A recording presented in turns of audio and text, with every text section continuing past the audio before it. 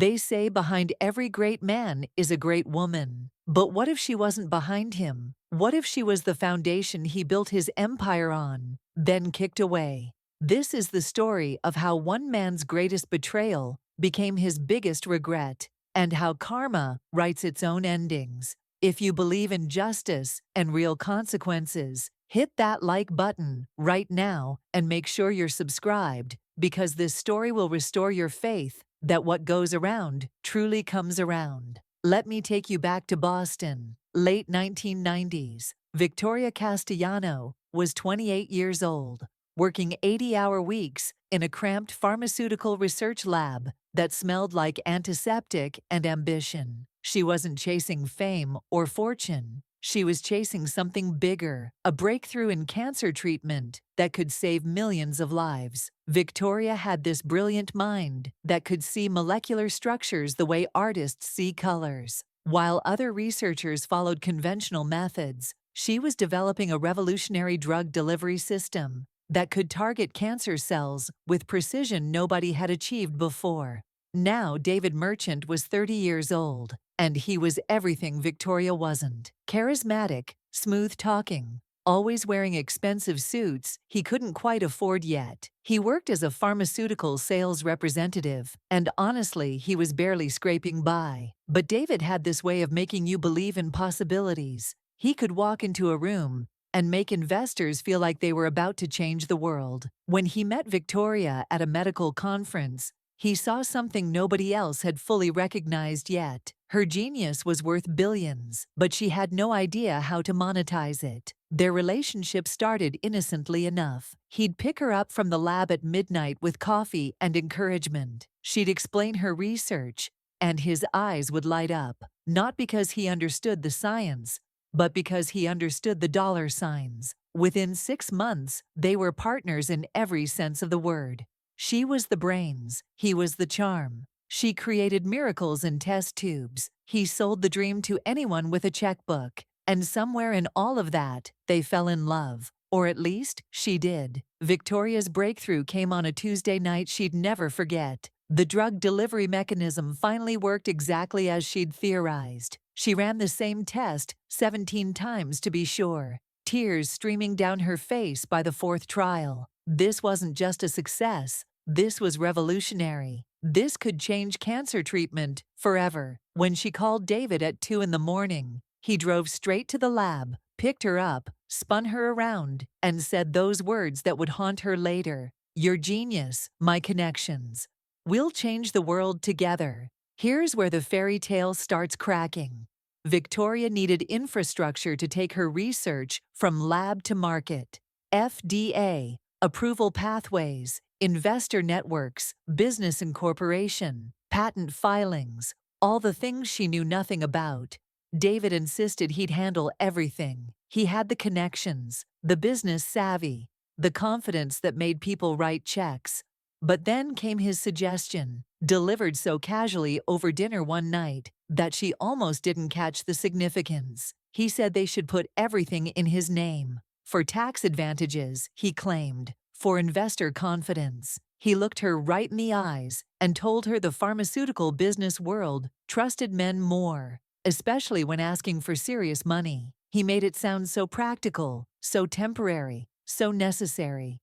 Victoria hesitated. Something in her gut whispered warnings her heart refused to hear. But David was persistent, persuasive, and she loved him. Her own family warned her. Her mother practically begged her to protect herself legally. But Victoria defended him fiercely, called her mother old-fashioned, said this was a partnership built on trust.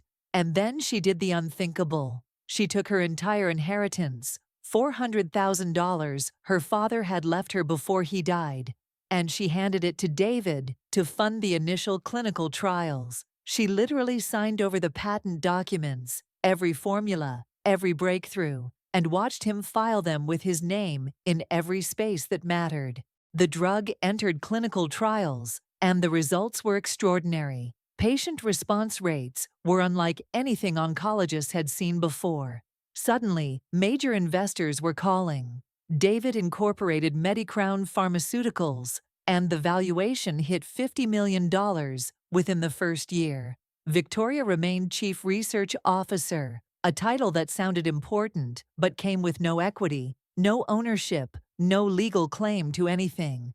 David was CEO and majority shareholder. On paper, it was his company. In reality, it was her entire life's work with his signature on it. At first, Victoria told herself it didn't matter. They were together, they were succeeding, they were going to change the world. She ignored the small signs. How David started traveling constantly, how board meetings happened without her, how her suggestions got dismissed or credited to others. She ignored how he hired Penelope Ashworth, this 24-year-old daughter of a venture capitalist, as Director of Strategic Partnerships. Penelope wore designer everything and spoke fluent business jargon, and Victoria tried not to feel threatened because she trusted David. She trusted him completely. The company's valuation hit $300 million, then $500 million. David was being featured in business magazines, called a visionary, a pharmaceutical prodigy. In interviews, he'd mention his talented research team in passing, never naming Victoria specifically. She told herself recognition didn't matter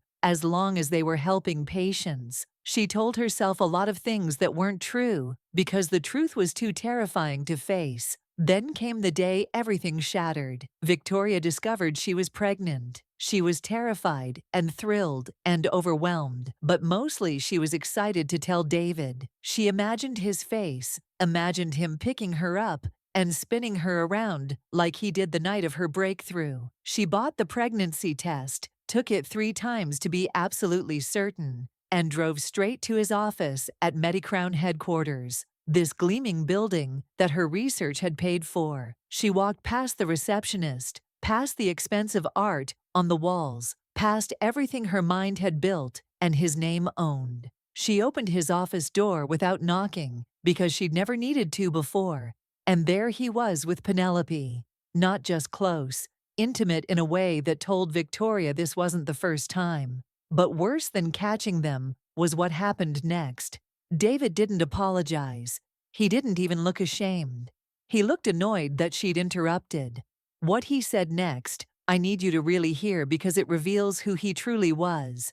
He straightened his tie, looked at Victoria like she was a stranger, and said, Victoria, you're brilliant in a lab, but that's where you belong. Penelope understands the business world. She's who I need beside me now. You were useful, but I've outgrown you. Useful. That's the word he chose, like she was a tool he'd borrowed and was now returning. Victoria stood there, pregnancy test still in her pocket, staring at the man she'd given everything to. And then he reached into his desk drawer and pulled out divorce papers, already prepared, already reviewed by lawyers. He'd been planning this, strategizing her removal like a business transaction. He offered her $2 million, a fraction of a percent of what the company was worth. A company that wouldn't exist without her mind, her formulas, her inheritance, her trust.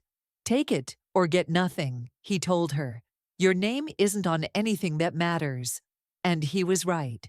When Victoria tried to fight it legally, she discovered the horrifying truth. Every patent had only his name. Every filing, every incorporation document, every piece of intellectual property. He'd systematically ensured she had no legal claim to anything. Her former colleagues at Medicrown wouldn't even return her calls. Their jobs depended on David, and he'd made it clear that loyalty to Victoria meant unemployment. She was erased from her own creation. The stress of it all, the betrayal, the legal battles, the loneliness. Victoria lost the baby. She was alone in a hospital room when it happened, and David didn't even send flowers. She signed the divorce papers a week later in a lawyer's office, her hands shaking so badly she could barely hold the pen. She took the $2 million because she had nothing left to fight with. Her research, her money, her trust, her baby, all gone. David had taken everything that mattered and left her with pocket change compared to the empire she'd built. Victoria disappeared after that, completely dropped out of the pharmaceutical world. She used the money to pay off her crushing student loans and bought a small house in a quiet neighborhood. She took a job teaching chemistry at a community college, standing in front of bored students who had no idea the woman explaining basic molecular structures had once been on the verge of revolutionizing medicine. She struggled with depression so severe that some mornings she couldn't get out of bed. She'd almost given up on science entirely, on herself, on everything. 3 years passed like that. 3 years of David's face on magazine covers, his net worth climbing into the billions as Medicrown expanded globally. 3 years of seeing him and Penelope at charity galas, their lavish wedding featured in Forbes, their perfect life built on Victoria's stolen dreams. And Victoria taught chemistry to community college students and tried to remember why she'd ever loved science in the first place. Then one Tuesday afternoon, Victoria got an email that changed everything. It was from Dr. Leonard Shaw, a former colleague at Medicrown, someone who'd ignored her calls during the divorce. The email was brief and terrifying. "Victoria, patients are getting sick. David knows. He's covering it up. We need to talk." They met in a parking garage, like something from a thriller movie, and Leonard told her everything. The drug had significant side effects that hadn't appeared in initial trials, but were showing up now in long-term users. Nothing immediately fatal, but serious enough that the FDA needed to know. David had buried the reports, silenced doctors, threatened researchers who raised concerns. He was protecting Medicrown's stock price and his personal fortune while patients suffered. Medicrown was now valued at $3 billion. David personally was worth $1.8 billion. He'd become exactly what he'd always wanted: powerful, wealthy, untouchable. Or so he thought. But Victoria realized something in that parking garage that reignited everything inside her. He hadn't just stolen her work. He was now hurting people with it, people she'd dedicated her life to helping. And suddenly, her depression transformed into something else entirely: purpose. Victoria started working again, really working. She pulled out every notebook she'd kept from the original research, every formula, every failed experiment that had led to the breakthrough. She reached out carefully to whistleblowers inside Medicrown, people whose consciences were screaming louder than their paychecks. She documented everything, built an airtight case, and contacted the FDA anonymously with evidence they couldn't ignore. But she didn't stop there. Using her community college lab at night with the dean's permission, Victoria began developing a corrected version of the formula, one that eliminated the side effects while maintaining the revolutionary effectiveness. She wasn't doing this for money. She was doing it for the patients David was harming. She was doing it for justice. And maybe, just maybe, she was doing it to prove that you can't build an empire on someone else's genius without it eventually crumbling beneath you. Meanwhile, David's perfect life was developing cracks he couldn't hide anymore. The FDA investigation hit like an earthquake. Media outlets broke the story. Billionaire pharmaceutical CEO covered up dangerous side effects. Medicrown's stock crashed 87% in a single day. Criminal charges followed: fraud, reckless endangerment, lying to federal regulators. But the most devastating blow came when Victoria's original research notebooks surfaced publicly, proving beyond any doubt that she had invented everything, that David Merchant was nothing but a thief in an expensive suit. Social media exploded. Number sign, Justice for Victoria, trended worldwide. Investigative journalists dug up the whole story: the betrayal, the divorce, the systematic theft. David went from celebrated genius to reviled con artist overnight. His assets were frozen. Penelope filed for divorce before the ink dried on the indictment, taking whatever she could grab on her way out. Every colleague who'd ignored Victoria's calls 3 years ago now testified against David to save their own careers. He lost everything: the company, the money, the reputation, the freedom. David Merchant was sentenced to 15 years in federal prison. Not the comfortable white-collar resort prisons you see in movies, Real prison, with bars and jumpsuits, and the complete absence of power he'd spent his life accumulating. The man who'd told Victoria she belonged in a lab now belonged in a cell, and there was something poetically perfect about that. But this story isn't really about David's fall. It's about Victoria's rise. A coalition of ethical pharmaceutical companies approached her with an offer for her corrected formula, $800 million for the patent rights. Victoria accepted, but with one non-negotiable condition. The drug had to be made affordable worldwide, accessible to everyone who needed it, not just those who could pay premium prices. She established the Second Chances Foundation with $200 million, dedicated to supporting women scientists who'd been exploited, stolen from, or pushed out of their fields. The rest she invested wisely, lived comfortably but not extravagantly, and found peace in knowing her work was finally saving lives the way she'd always dreamed. The first patient successfully treated with Victoria's corrected formula was a 7-year-old girl named Sophie. When Victoria met her, healthy and laughing and alive, she cried harder than she had the night of her original breakthrough. This was what it had all been for. Not the money, not the revenge, but this. One life saved, then thousands, then millions. David requested to see Victoria from prison. She thought about it for weeks, talked to her therapist, and finally decided to go. Not for him, for herself. She needed to close this chapter completely.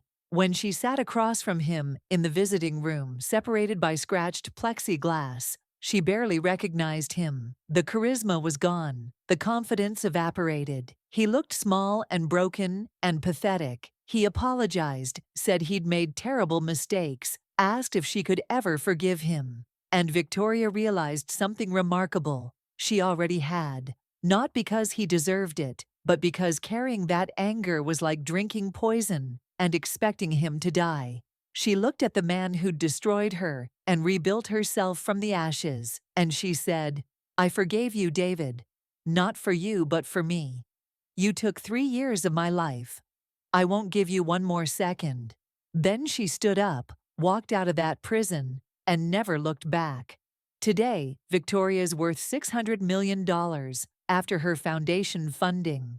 She's remarried to a fellow teacher who fell in love with her when she had nothing but a broken heart and a community college salary. He saw her worth when the world had forgotten she existed. She runs her foundation, mentors young women scientists, and revolutionized cancer treatment. Her name is finally in medical journals, where it always belonged. David is serving year 6 of 15, alone with the consequences of his choices. And Penelope is on her 3rd wealthy husband, still chasing money instead of meaning. Here's what Victoria's story teaches us. Success built on betrayal will always crumble eventually. You can't steal someone's genius and expect it to sustain you. Integrity and talent always find their way back, sometimes stronger than before. David thought he was leaving Victoria behind, discarding her like she was nothing. He never realized she was the only thing holding him up. Without her, he had nothing but smoke and mirrors. And eventually, every mirror cracks and every smoke clears. If this story moved you, if it reminded you that karma is real and justice sometimes takes time but always arrives, hit that like button and share this with someone who needs to hear it. Subscribe and turn on notifications because we tell the stories that prove good. People don't finish last, they finish stronger. Drop a comment and tell me, do you believe David got exactly what he deserved? I'll see you in the next one.